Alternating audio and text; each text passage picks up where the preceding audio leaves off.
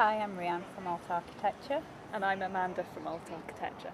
So we've come to find out from the local community more about the outdoor spaces in the Aber Valley, and we want to see maybe how outdoor spaces can be used better, and maybe find out about some forgotten spaces which could be brought back to life. We're architects, but we also like to work at the edge of architecture where it overlaps with things like art and landscape, and we think that makes architecture a bit more exciting, and we're really interested in people and places, so exploring the outdoor places in the Aber Valley and how people might use them better seemed perfect for us. We actually saw on social media, because we're obviously kind of involved with different arts organisations, so we saw the opportunity on social media and felt like it was right up our street, particularly the outdoor spaces category that they were looking for artists for. And so we're really pleased to have actually won the commission.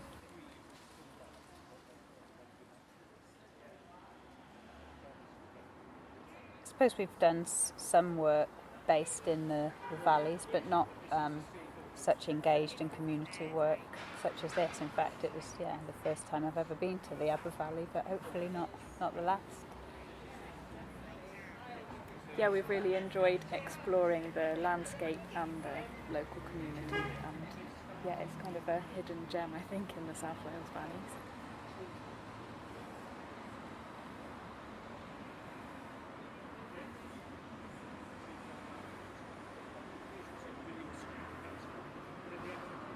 I guess we're hoping the project will re-engage people with their with nature and their outdoor spaces, and prompt conversations and kind of empower the community to kind of work with us to find potential projects and potential spaces which can be improved for the kind of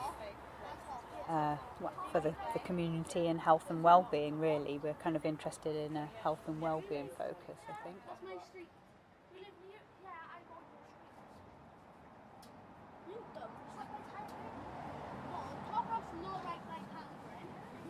You have to walk like half a mile to get it from Canterbury. In the same direction. And we think maybe people might explore parts of the valley that they haven't normally been to, so people who've lived here for years maybe take the same path every day, so we're hoping that this will encourage people to go and explore other bits of the valley and discover new spaces and think about the place where they live differently.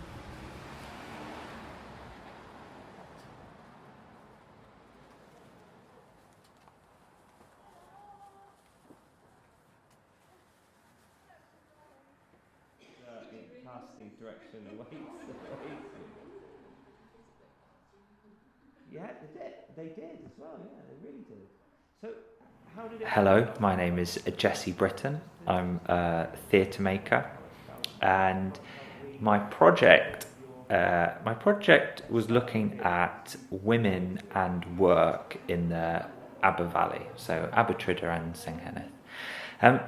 And I was quite lucky because the brief came with quite a lot of background. One of the things that the commissioning group were interested in was the history of the Rural Industries Bureau quilting group, which was set up in the early 20th century, actually in a bunch of communities around South Wales. So there was one in Abertrydder, there was one in Aberdare, there was one in Porth, there was one in Splot, and I think there might have been one in Merthyr or somewhere. A meeting and speaking to a lot of women locally and getting a good understanding of the history of the place. Pre-industrialisation, during industrialisation, post-industrialisation, and right the way up to today, where the Aber Valley is, I wouldn't say it's predominantly commuter belt, but there is a sort of a perception of two groups there, a group of locals and then a group of commuters, people who've got jobs in Cardiff and priced out of Cardiff and now living locally. So the piece that I've been developing, I guess the piece of work that I've been doing, has been exploring the difference between work and employment, what it is to be living in the Aber Valley today and what it was to be living in the Aber Valley maybe 80 to 100 years ago, and how one of those is a ghost living on the shoulder of the other, but I'm not quite sure which. When I discovered that there was a play that had been written about a quilting group locally, and obviously we're sort of interested in the Rural Industries Bureau quilting groups, to play called Jailbird Johnny, written by a local playwright in the sort of mid-20th century, Ainan E. Evans.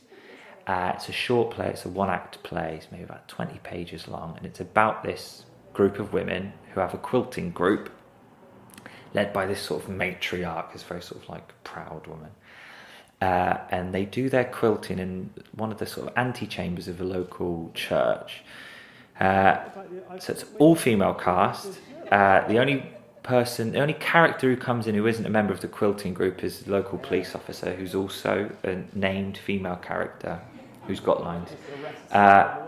What's interesting about it is the action of the play is all about a robbery that happens at a post office in the local town, where the son of one of the women in the group has committed what they think is an armed robbery, beating this postmaster up. So it's interesting for a bunch of reasons. One, it's written by Ainan, who was a local playwright, knew the area really well, knew the quilting groups.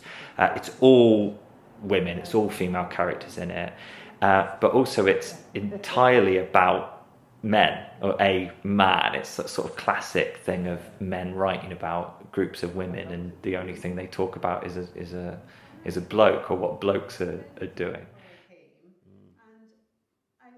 So my name is Rufus Mufasa. I am originally from Ammanford, lived in Swansea, travelled a lot, accidentally ended up in Pontypridd, and I have been a daughter of Pontypridd since about 2001, 2002.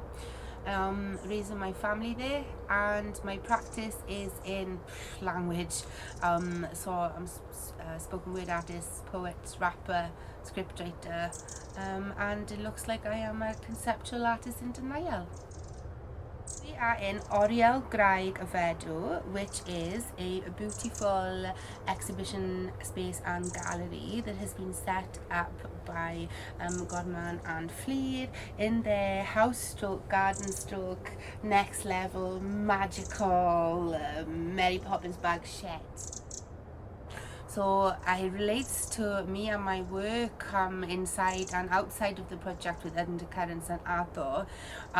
So I am exploring language, and especially spoken Welsh language and Indigenous languages and dialects in the area, and how that relates to people, community and land, and the evolution of that in a modern spoken word, spoken language kind of context. Croen. Yn dy haf heddiw y petalau ar fin crychu araf yn ostiri'r hael, sychu, briwsioni, mae'r pridd, y dail yn cwmpo, yn ddyddiol, brigau noeth yn llwm o amgylch fy llygaid. Ond un peth sydd I ti wybod, pan deiff y gaiaf, un dydd, byddwn ni'n pydru efo'n gilydd. So that's what I would love to do with Fleer, is continue working as mother artists, talking to other mothers about art, and also making language organically part of that conversation, and setting up safe spaces for mothers to come and have some play therapy activities. And I think if you're doing things through play, that makes it a safe space for us to have opportunities with language. And also I think as adults we forget to play, so it's kind of turning art into play into art, language into landscape, all of that. Symudiad ein pobl, esblygiad iaith, ceg y tri dyfroedd, gwenhwyseg territori, cross-fertilise syntax rife, cered, wara, gwneud, bopa, wylia, catar, ffenas, sgitsia, aber tri dŵr, community jewel splash pack, skateboarding tribes, pioneering conceptual art, progressive strategies, undercurrents addo, tanio'r fframweithiau, gadewch i ni wneud yn well I pawb. A shrine made of tiles in honor of every brother, husband, child. Let's collect real stories. New wave literature is alive. Let's put play center stage, reimagine the lands, call on mamau, ieithgar y cwm, safeguard tir cwm byr, y tŷ draw, y pandi bach.